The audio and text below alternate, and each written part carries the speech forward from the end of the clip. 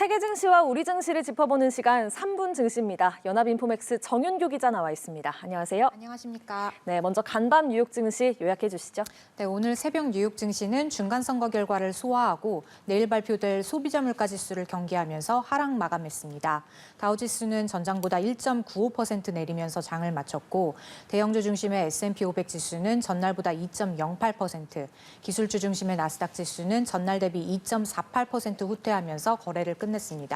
앞서 3대 지수는 중간 선거에 대한 기대로 3거래일 연속 상승했는데요.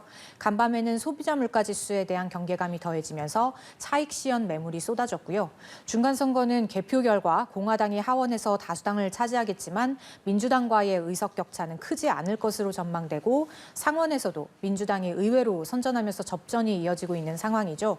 공화당이 압승할 거란 예상이 빗나가면서 달러와 매도 공세도 주춤해졌고요. 여기에 소비자 물가 지수 경계감까지 더해지면서 달러화는 강세로 돌아섰습니다. 네, 종목별 흐름은 어떤가요? 네, 먼저 감원 소식을 밝힌 대형 기술 기업의 주가가 눈길을 끌었습니다. 앞서 마이크로소프트와 리프트, 트위터가 대규모 해고 방침을 밝힌 데 이어 페이스북 모기업 메타도 대량 감원에 나서기로 했는데요. 메타 주가는 감원 소식에 5% 이상 올랐고요.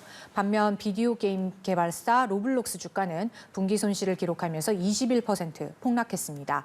테슬라 주가도 7% 넘게 고꾸라지면서 주가가 2020년 11월 이후 가장 낮은 수준으로 떨어졌고요. 네. 아마존과 넷플릭스도 각각 4%대와 3%대의 하락세를 기록하는 등 부진한 모습을 보였습니다.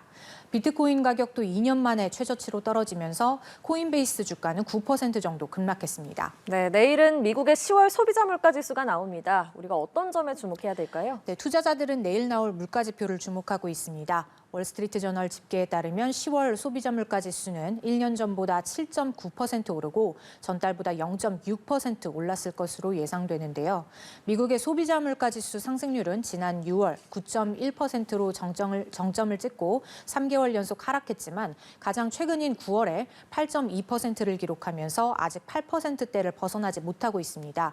따라서 투자자들은 8%대의 물가 상승세가 진정됐을지에 관심을 집중하고 있는데요. 이번 결과에 따라 연준의 12월 금리 인상폭이 0.75%포인트가 될지 아니면 0.5%포인트가 될지 가늠할 수 있을 것으로 보이고요. 네. 물가 상승률이 7%대로 떨어진다면 연준의 속도 조절론에 힘이 실릴 수 있겠지만 반면 인플레이션이 고공행진을 이어간다면 속도 조절의 명분은 사라지게 될 것으로 보입니다. 네, 오늘 코스피 전망도 짚어주시죠. 네, 오늘 국내 증시는 간밤 뉴욕 증시가 급락한 영향으로 하락 출발한 뒤 매물 소화 과정을 보일 것으로 예상됩니다. 밤사이 달러화가 강세로 돌아선 점도 우리 증시의 외국인 수급에 부담을 주면서 부정적인 영향을 줄 것으로 보이고요. 내일 소비자 물가 지수 발표와 같은 변동성 확대 요인이 대기 중이라는 점도 투자자들의 적극적인 대응을 제한할 것으로 예상됩니다. 네, 3분 증시 정윤규 기자와 함께했습니다. 고맙습니다. 감사합니다.